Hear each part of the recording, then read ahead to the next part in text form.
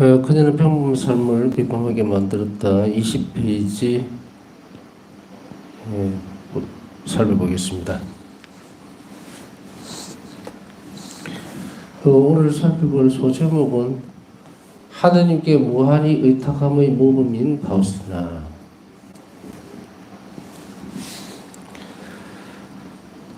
하느님께 무한히 의탁한다라는 말은 말 그대로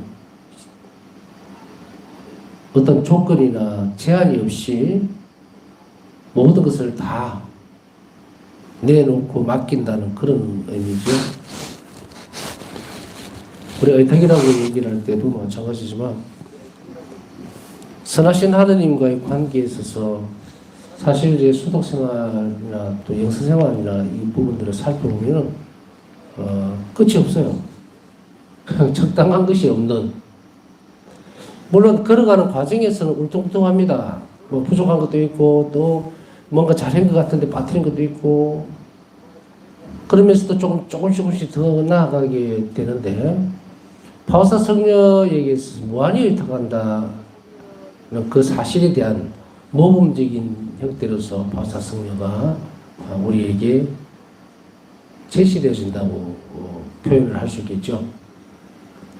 다시 얘기하면 파우스타 성녀를 봤을 때는 하나님께 무한하게 의탁하는 것이 무엇인가를 볼 수 있는, 그래서 이제는 뭐 추상적이거나 혹은 추정해내는 혹은 말로서 이렇게 규정되어지는 그런 것이 아닌 실제로 살아있는 형태의 의탁이 무엇인가를 분명하게 보여주었다 이 말이죠.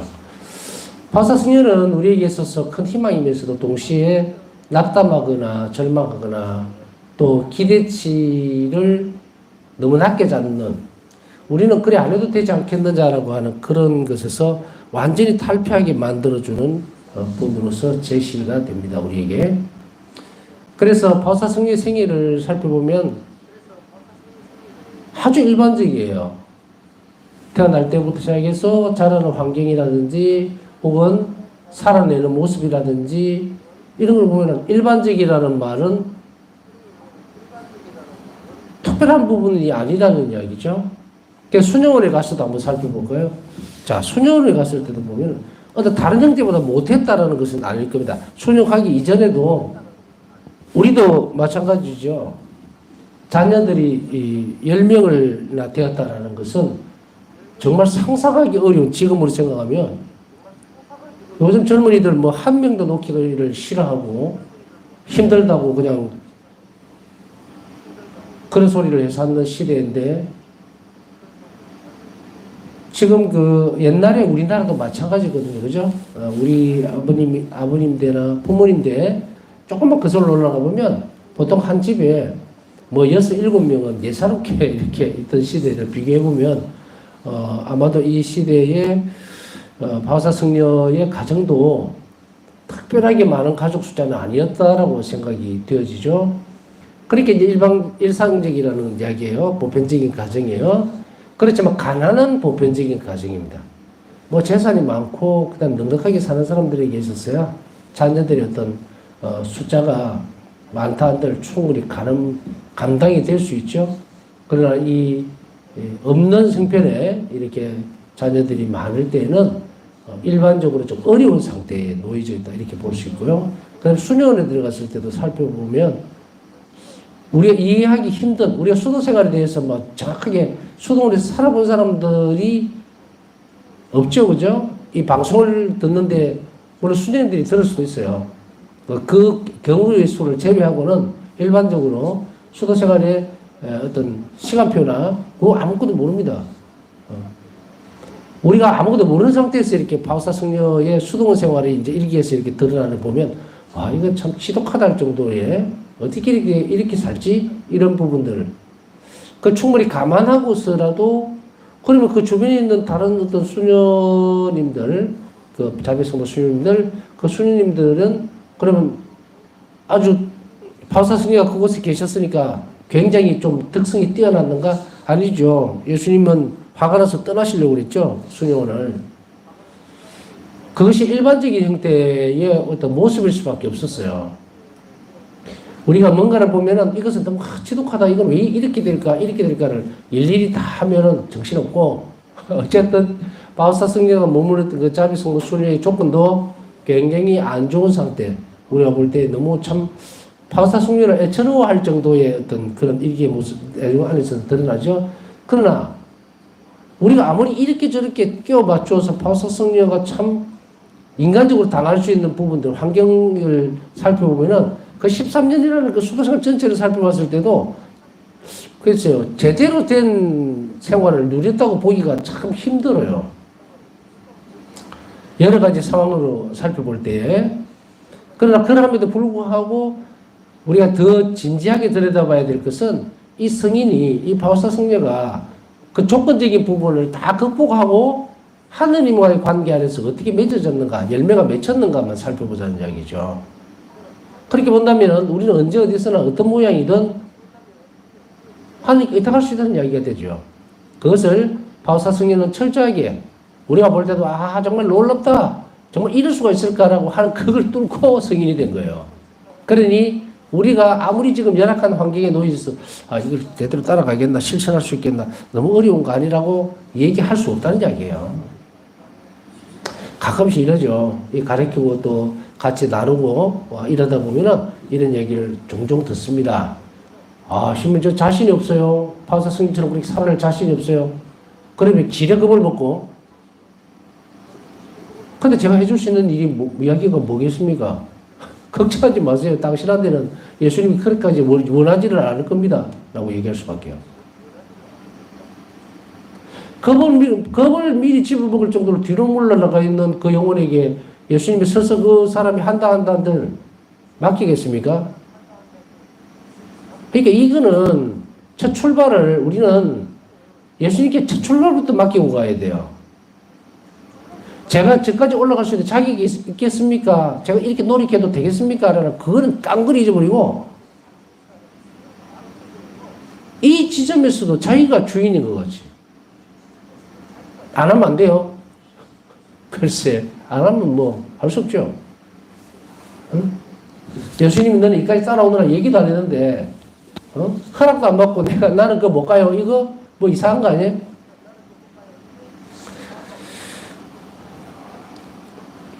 우리나라 속담에 덕주 사람은 생각도 하는데 김치국부터 막 아주 사발이로 마시는 게 아니라 막 단지 차로도를 마시고 있는 불쌍한 모습들을 너무 많이 봅니다. 해주지도 않는데 본인 주제 파악도 못되고 자신이 어떤 처지인지도 모르고 우리는 예수님께 나 못하겠어요 이럴 만한 그런 존재가 아니에요.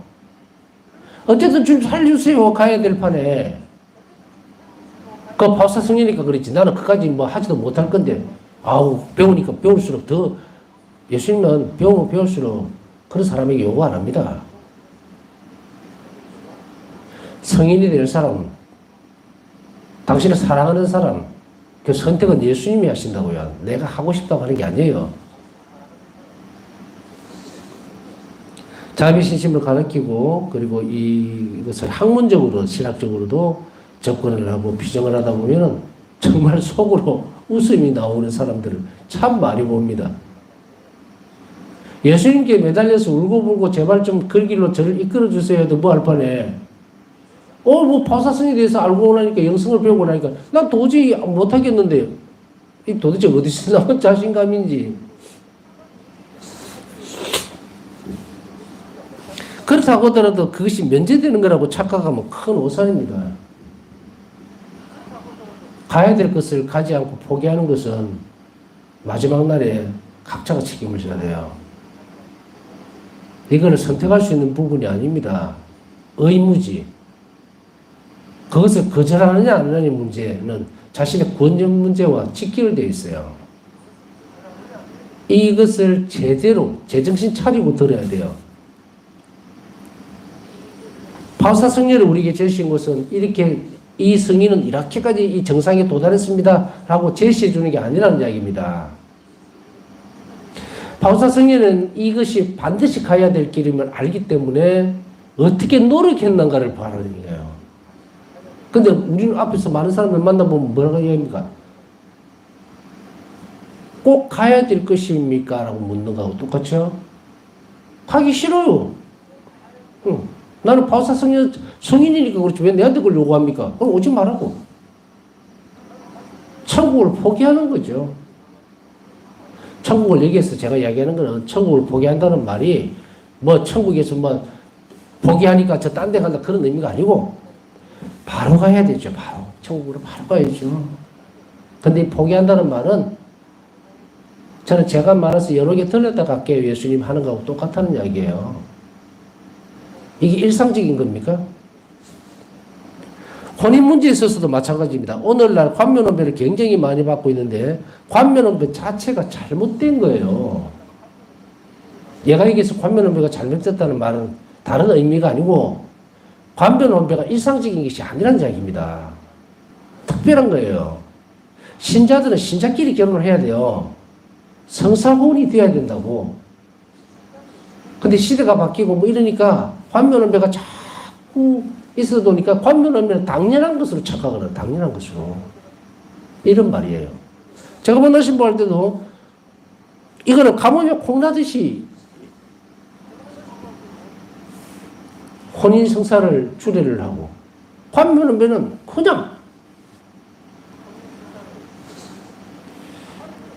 제가 드리고 싶은 말은 주와 부가 바뀌면 안 돼요. 아무리 세상이 그렇게 돼서 할 수 없이 해준다 하더라도 그게 주인 자리에 올 수는 없단 말이에요. 관면원배가 어떻게 성사혼을 대체합니까? 있을 수 없는 이야기지.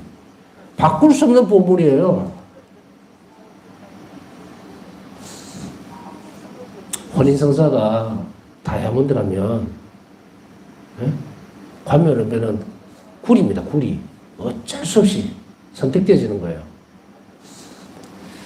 자, 혼인성사에 대한 부분을 지금 다루고 있는 것이 아닌데 여하튼 제가 드리는 말의 요지는 이것이 관면원배가 이렇다, 성사혼이 이렇다가 아니고 일상적으로 되어 있는 것이 그게 정석인 것 같이 착각해서는 안 된다는 얘기예요.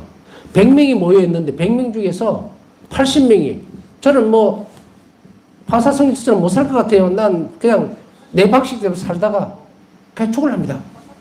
이거. 그러면은 성부님이 우리에게 분명히 뭐라고 말씀하셨어요? 메드골에서 여러분 너가 만든 거다.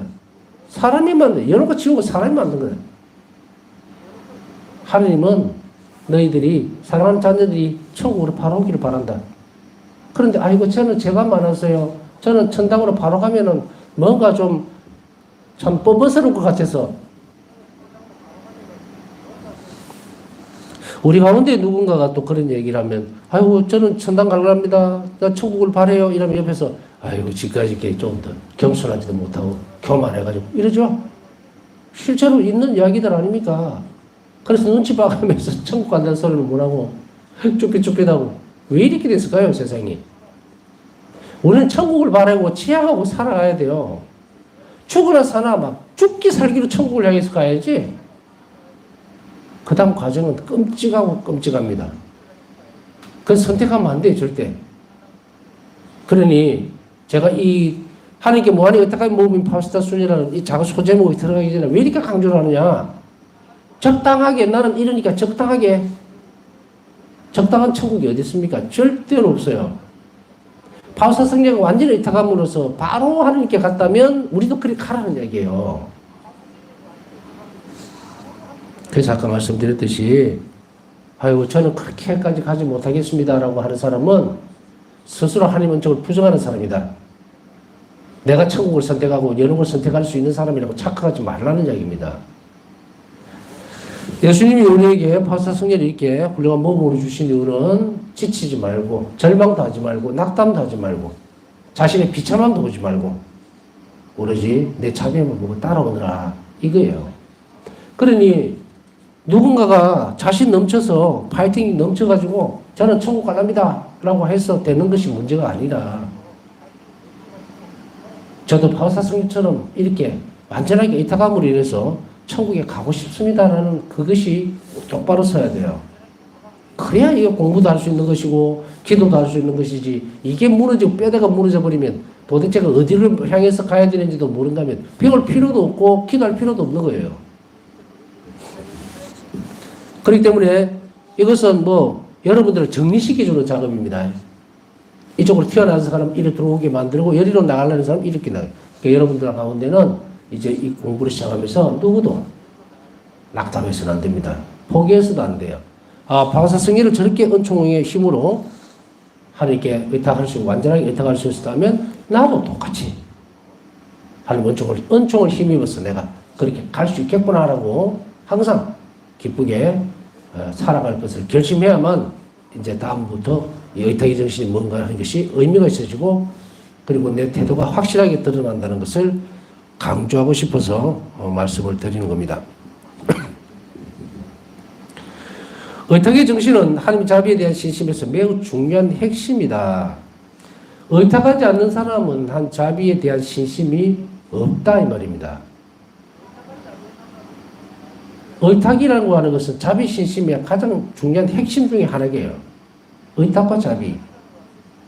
그렇기 때문에 어떤 사람이 나는 한 자비를 믿는다라고 얘기하면서 의탁하는 정신이 없지, 의탁하는 태도가 없으면 자신의 삶에서 그것을 실행하지 않는다면 그 사람은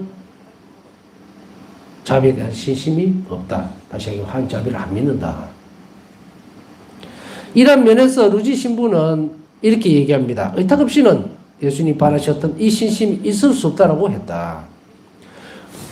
이 대목 잘 읽어보세요. 의탁이 없이는 예수님이 바라셨던 이 신심, 자비 신심이 있을 수 없다. 그러면 예수님은 우리에게 뭘 요구하십니까? 자비의 신심을 가질 걸 요구하죠. 자비의 신심은 뭡니까?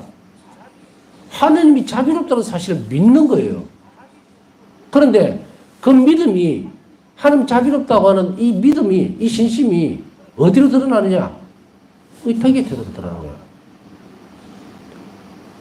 하나님이 자비를 베풀어주는 조건이 뭐예요? 의탁입니다. 의탁은 뭡니까? 의지하는 거예요. 파사성녀에게 일기에서 예수님은 한번 이런 지적을 하신 적이 있죠. 너는 사람의 일에, 그게 네 자신에 너무 많이 의지하고 나에게 의지하지 않는다. 이건 뭐예요? 의탁의 부족입니다. 자, 여러분들 가운데 누군가가 내일 무슨 일을 해요. 혹은 지금까지 쭉 살아오면서 그랬을 때에 내가 내 자신을 믿고 하는 일이 몇 프로입니까? 그리고 나머지 부분을 예수님께 맡기는 것, 하나님 도움을 청하는 것이 몇 프로예요? 우리가 살아내고 말하고 그리고 삶을 이루어내는 그 부분에서 하나님의 도움이 없이는 이 일이 불가능할 거라는 것을 늘 마음에 두고 사는 사람은 자신에게 의지하지 않고 하나님께 내어 맡기게 되죠. 그렇다고 하더라도 하나님이 일을 이루어 주실 것이야. 나는 가만히 있으면 돼. 그렇게 한다는 걸 얘기하지는 않습니다. 그렇게 알아듣는 사람은 아무도 없죠. 우리는 어떤 식으로 합니까? 내 능력과 내 지력과 내 의식 이것을 믿고 나는 그 일을 하고 기도는 하나님 좀 도와주세요라고 하는 것은 부차적으로 갖고 온다면 이런 경우에 그래 나는 이런 것 정도야면 내가 처리할 수 있어. 내일 이 부분은 내가 매끄럽게 그게 만약 예를 들어서 사업적인 부분이다. 그런데 그런 부분을 그렇게 한다. 근데 뒤집어서 사제인 제 입장에서 볼 때에 오늘 미사를 드립니다. 그러면 미사를 드리기 시작할 때에 이제 미사를 봉헌합니다. 미사를 봉헌할 때 내 힘으로 하면 됩니까? 내 힘으로 하면 안 되죠. 그런데 어느 순간인가 조건적으로 내가 오늘 몸이 건강하고 뭐 할 수 있는 그런 조건들 있죠. 육체적으로 하나님이 나에게 그것을 허락해 줬기 때문에 내가 미사를 봉헌할 수 있다는 것에 대해서 나는 늘 생각을 합니다. 시간이 있어서 미사를 참여해야 되니까 미사를 봉헌해야 되니까 라는 것은 부차적인 문제예요. 그건 의무니까 해야 됩니다. 그러나 그걸 할 수 있도록 허락해 주는 것은 하느님이에요. 그걸 바라고 원해야 됩니다. 내가 내일 만일에 배가 아프거나 아니면 어디가 몸이 안 좋아서 도저히 일어나지도 못하고 링거를 꽂고 병원에 누워있으면 미사를 할 수 있습니까? 그때는 그냥 면제예요. 야, 예수님이 네 오늘 좀 쉬어라고 그렇게 한 것 같습니까? 아니죠. 예수님이 내 미사를 봉헌하는 것을 바라고 원하시고 내가 또 원하면 예수님은 내 건강 문제를 해결해 줍니다. 매일매일 그렇게 살아왔어요. 60평생을. 어쩌면 어릴 때는 의식적으로 이렇게 하지 못했던 부분들이 많겠죠. 그러나 이제 철이 들고 신학교 가고 그 순간까지도 잘 모르고 있다가 바사스녀의 자비시집 만나고 나서부터는 아 이게 내가 마음대로 되는 게 아니었구나 라는 거예요. 방향 전환이 일어나죠. 자 다시 돌아가서 이런 것들을 많이 연습할수록 저도 완벽한 것은 아니에요. 이런 것을 많이 연습할수록 어떻게 된다? 이 미사 이제 지금 미사를 봉헌한다면 이 미사 봉헌하는 곳에 하느님이 존재하실 수 있도록 내가 길을 열어주게 되죠. 쭉 가르쳐 왔듯이 그 전에 그랬을 때 내가 하느님 자비에 협력하는 거예요. 의탁하는 태도가 되는 거고. 그랬을 때 그 미사 자체는 더 거룩해지는 거고 그 미사 자체가 완전하게 자비 미사가 될 수밖에 없죠. 이것을 잘 이끌어 와야 돼요. 잘 이끌어 와야 된다. 같은 형태와 같은 모양으로 늘 희생제사는 이루어집니다. 그러나 성사 외치기는 효과는 달라져요. 여러분들은 마찬가지입니다. 미사 참여할 때 태도도 똑같을 거라는 이야기입니다. 그래서 예수님께 더 의탁한다는 것은 연습을 여러분들이 꾸준하게 많이 하셔야 된다. 묵주기도를 할 때도 내 힘으로 묵주기도를 하는 것이 아니고 정말 오늘 묵주기도를 할 수 있도록 허락해 주신 하나님께 감사드리고 내가 그걸 되뇌을 수 있도록 여러분들 하나 상정을 해볼까요? 만일에 여러분들이 오늘 치매가 걸렸다면 어떻게 할 거예요? 기도문이 하나도 기억이 안 나. 바칠 수 없죠. 자, 내 힘으로 기도한 겁니까? 아니죠. 그러나 일상적으로는 우리가 이런 하나의 턱이 있어요. 그러면 지금까지 과거의 일들을 내가 살펴볼 때 이런 자비신심을 모르고 안 했을 때도 나는 기도 잘 바쳤는데 그런데 또 이걸 끼워 넣으니까 또 색깔이 달라져. 이걸 어떻게 이해를 할까? 그때는 자비신심이 하나님 자비에 대한 신심이 없이 드렸던 기도예요. 그리고 자비신심을 알게 될 때는 어떻게 됩니까? 의탁의 태도를 키워가기 때문에 이 기도가 하나님 자비를 이 땅에 끌어온다는 확신, 그리고 그 시간을 내어드리는 것, 의탁이죠. 자, 여기서 내어드린다는 말은 어떤 의미입니까? 내가 지금 하나 예를 들어서 굉장히 복잡해요. 뭐 돈 문제도 있고, 뭐 진급 문제도 있고, 시험도 쳐야 되고, 굉장히 복잡한 상태에서 기도하는 시간만큼은 모든 것을 다 드러내고, 하나님께 그 시간을 드릴 때 의탁의 태도가 요 틈이 생기죠. 이걸 이야기하는 거예요. 그것이 자꾸 커지면 밀려나가겠죠. 그래서 이 의탁이라는 것은 너무도 중요하기 때문에 나는 어떻게 의탁을 해? 무슨 큰 사건이나 사고나 아니면 이런 것에서 의탁하는 건가? 아니다는 거예요. 의탁이란 아주 작은 일이라 할지라도 주님께서 도와주기를 간절히 바라고 주님 없이는 이 일이 되지 않는다는 것을 계속해서 드러내는 거예요. 내적으로. 또 행동으로. 그 아까 말씀드렸듯이 내가 기도를 하는 것도 내 힘으로 하는 것이 아니더라고. 그래서 주님 저는 제 힘으로 이 기도를 할 수가 없습니다. 빈말밖에 안 됩니다. 그러니까 저는 이 기도 시간을 아버지의 선하심에 맡깁니다. 제 기도를 선하게 이 행위를 좋게 보실 수 있도록 그렇게 되어 맡기는 거. 그럴 때 그 기도 시간이 의탁의 시간인 거예요. 바울사승려는 가끔씩 아니라 아주 자주도 아니고 어쩌다가 뭔가를 할 때에 당신 자신이 예수님 깜빡 잊어버리고 이 일을 해놓으니까 예수님이 그걸 지적하신 거죠. 너는 네 능력에만 의지하고 나에게는 조금밖에 의탁하지 않았다. 지적하신 거죠. 우리는 매번 이런 것을 연습을 하지 않으면 왜 이걸 해야 나가야 될 건가? 내일 나는 어떤 일을 하면서 혹은 오늘 그런 일을 하면서 이 시간에 뭘 돌아다 봐야 될 것인가? 난 오늘 얼마나 하루 시간에 주님께 의탁했는가? 그리고 이것이 얼마나 자비로운 것을 기회를 놓치고 있었는지 혹은 자비로 행위를 하지 않았던가에 대한 것을 끊임없이 성찰해내는 거예요. 그것이 의탁의 태도를 키워가고 또 자비로 행위를 더 잘할 수 있도록 하나님이 은총을 부어주는 시간이 될 수 있다는 이야기입니다. 그렇기 때문에 예수님께서 바라셨던 이 신심, 이 말은 예수님은 이 신심이 있어야만 한다는 것을 반드시, 그래서 아까 앞에서 쭉 많이 설명을 해드렸습니다. 오늘 의탁이 없이 자비 신심이 없이 우리가 어디로 갈 것인가? 그러니 앞으로 그런 이야기를 절대로 하면 안 돼요. 바울사 성리자는 성인이니까 나는 뭐 하고 저 많은 것을 어떻게 복잡하게 머리 터지더라도 가야 돼요.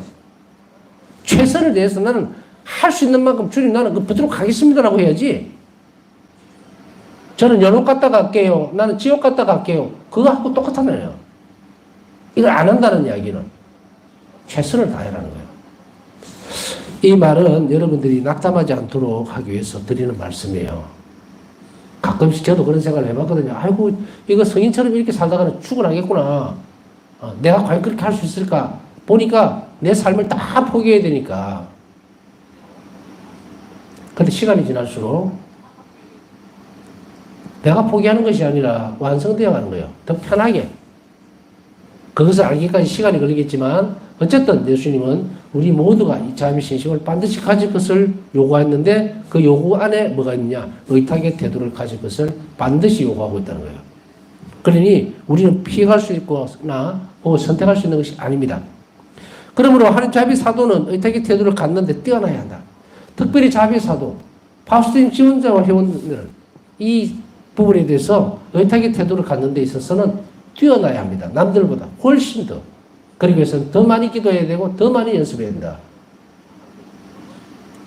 여기서 한 자비 사도는 누굽니까? 파우스즘이에요. 그 안에 속해 있는 지원자라든지 혹은 회원들은 특징이 뭡니까? 바울사 성의를 닮아서 의탁의 태도가 뛰어나야 돼요. 남들 고민할 때 같이 고민하고 남들이 그 문제 두려워하면 같이 두려워하고 겉으로 봤을 때에 저 사람에게서 의탁의 태도가 드러나지 않으면 또 그런 모범이 드러나지 않는다면 안 되겠죠? 구별이 안 된다는 이야기예요. 그러나 예수님은 특별히 이 부분에 의탁의 태도로 갔는데 뛰어나야 된다고 얘기를 합니다. 이 부분적인 부분에 있어서는요, 이제 바로 의탁의 태도라는 것을 우리가 끊임없이 키워나갈 수 있도록 요구하고 있다는 이야기입니다. 자, 그러면은 좀 더 자세히 살펴봅니다. 바울사순의 글에서 의탁의 정신은 무엇인가? 이 그녀는 평범한 삶을 비범하게 만들었다는 것은 의탁의 정신이란 무엇이냐는 것은 바울사순의 글에서 나오는 이야기죠. 일기에서.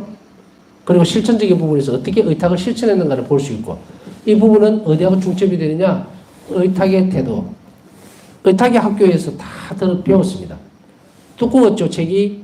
그러니까 이 부분들은 상호 보완이 아니고 의탁의 학교가 훨씬 더 많은 방대한 양을 다루고 있지만 이제 여기에서 다른 각도에서 바울사 성녀가 또 어떤 의탁의 정신을 우리에게 가르치고 있는가를 한번 살펴봐야 됩니다. 그래서 우리가 배우고 있는 것들은 줄기줄기 이렇게 다 연결되어 있으니까 뭔가를 빼먹으면 난 이게만 있으면 되는데라고 하는 게 아니라 상호 보완적이기 때문에 여러분들이 의탁의 학교도 다시금 더 살펴봐야 됩니다. 바울사순의 일기에서 의탁 혹은 신뢰, 나는 의탁한다는 말은 신뢰함이라는 단어는 여러 단락에서 종종 나옵니다. 나는 신뢰하기 때문에 의탁한다. 그리고 의탁이라고 하는 것은 바로 아버지의 선함에 대한 의탁이다. 이렇게 나오죠. 이런 단어가 종종 나옵니다. 사실 일기책 전체가 하나님의 자비에 대한 의탁, 신뢰, 찬미라고 해도 과언이 아닐 것이다.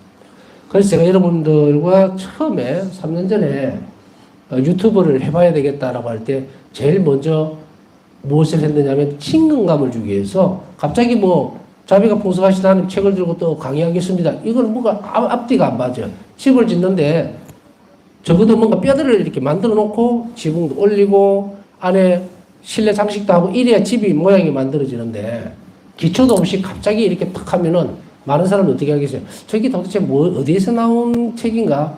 물론 신학 서적이니까 그러면은 좀 분리가 돼요, 이렇게. 그래서 파우사성의 일기라는 것을 먼저 큰 틀을 놓고 밑에 이렇게 집어넣으면, 왜냐하면 일기에서 다 내용이니까 알기 쉽게 하기 위해서 여러분들과 파우사성의 일기에 대한 묵상을 먼저 한 거예요. 그래서 묵상을 해봤기 때문에 파우사성의 일기에서 보면은 묵상을 쭉 따라왔던 분들은 우리가 볼 때 이거 알 수가 있죠. 전부 다 한 자비에 대해서 의탁하고 또 신뢰하는 태도, 그리고 찬미 드리는 거, 기도에다가 뭐 예수님에 대한 실제적인 어떤 작용들, 다시 얘기하면은 뭐 예수님 안에서 있던 그 상황들을 직접적으로 수녀들이나 동료들이나 다른 사람들하고의 관계에서 계속 이렇게 끌어내죠. 그것을 얘기하는 겁니다. 그 다음 예수님은 의탁이라는 주제에 대해서 바울사 수녀를 가르치셨고, 첫 번째. 두 번째 또한 그녀를 통하여 우리를 가르치신다. 앞에서 제가 쭉 설명했던 부분들은 이 부분입니다. 바울사 성녀는 우리를 가르치시는 거예요. 그런데 그 가르침이 어디서 나왔나? 예수님이 직접 가르치셨다.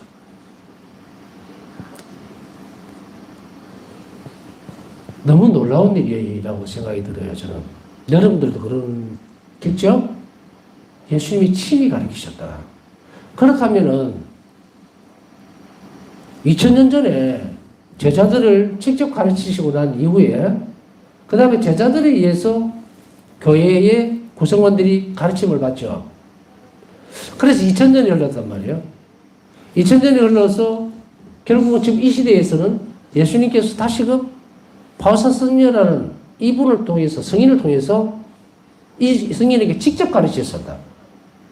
그리고 직접 가르치신 그 내용이 무엇일까? 들여다보니까 그리스도교인이 지켜야 될 교회의 가르침을 쇄신시키고 있는 거예요.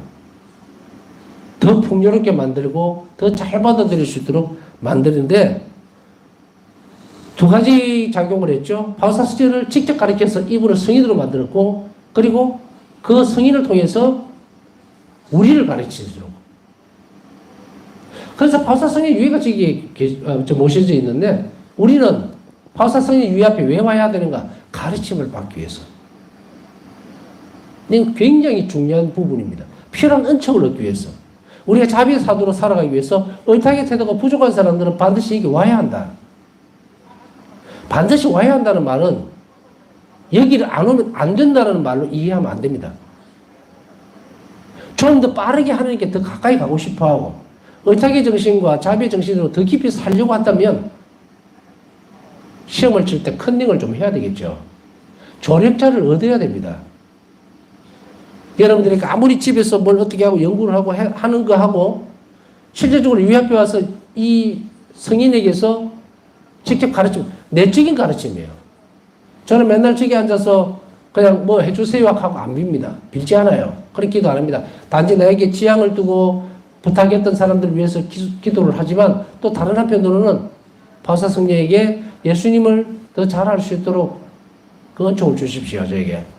그래서 사람들에게 그것을 가르칠 수 있도록 해주세요 라고 그 은혜를 받아내는 거예요. 그래서 그게 다른 겁니다. 그래서 이 유해가 전례 안에서 공경받아야 되고 사람들에게 오픈되어 있는 거예요. 그냥 저기 있다더라가 아니고, 예수님 유다 땅을 돌아다닐 때에 직접 사람들과 많이 만나시고 가르치셨듯이, 오늘날에는 이 유해를 통해서 우리에게 필요한 정도를 주시도록 교회를 통해서 허락하셨기 때문에 이 유해가 이렇게 전 세계적으로 모셔져 있고 전례 안에서 공경을 받는다면, 단지 우리가 필요한 요소들을 청하기 위해서 유해가 모셔져 있는 것은 아니다. 영성적으로 뛰어나기를 바라고 의탁의 정신과 자비의 정신, 태도가 깊어지기를 원한다면 이 성인에게서 와서 은총을 청해야 합니다. 이런 결론이 나옵니다. 안 와도 상관은 없습니다. 안 와도 상관없어요. 아주 나는 집에만 있는데 그렇다면 나는 그런 걸 못 받을 것인가? 그렇지 않고, 고속버스를 타느냐 일반 버스를 타느냐 그 차이예요. 그걸 이해하시면 반드시라는 말은 필요가 없겠죠. 근데 난 좀 빨리 가야 되겠다, 나 성질이 급해서, 이런 사람들은 오시면 더 많은 은총 속에 또 더 빠르게 이 의탁의 태도와 자비로운 태도를 실현해 나가는데 도움이 되는 은총을 충분히 받을 수 있다라고 얘기를 할 수가 있겠습니다. 남으시고 묵상하면서 오늘 또 기도 청하신 분들이 많습니다. 한 자리를 입을 수 있도록 함께 기억해 주시기 바랍니다.